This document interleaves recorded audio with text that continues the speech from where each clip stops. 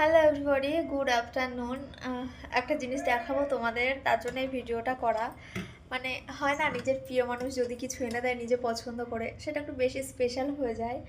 আজকে সকালে অফিস যাচ্ছিল, যাওয়ার পথে একটা জিনিস দেখেছে, সেটা আমার জন্য নিয়ে এসছে। সেটা হোক না ছোট কিংবা বড়, নিজে পছন্দ করে যদি কিছু এনে দেয় সেটা সত্যি অনেক আনন্দের। এর থেকে যদি একটা সোনার জিনিস এনে দিত, হয়তো আমি এতটা খুশি হতাম না। এইটা পেয়ে যতটা আমি খুশি হয়েছি, তাই ভাবলাম একটু তোমাদের সাথেও শেয়ার করি। এই দেখো এই জিনিসটা, তোমাদের কার কেমন লেগেছে জানি না। অবশ্যই আমার জন্য নিয়ে এসছে, আমার পছন্দ হওয়াটা বেশি জরুরি। আমার খুব পছন্দ হয়েছে, তাই আমি একটু তোমাদের সাথে শেয়ার করলাম। মানে আমরা যখন বিয়ে করেছিলাম, আমি তখন ফার্স্ট ইয়ার পড়ি, ও তখন কোনো কাজ করতো না, ও বেকার ছিল।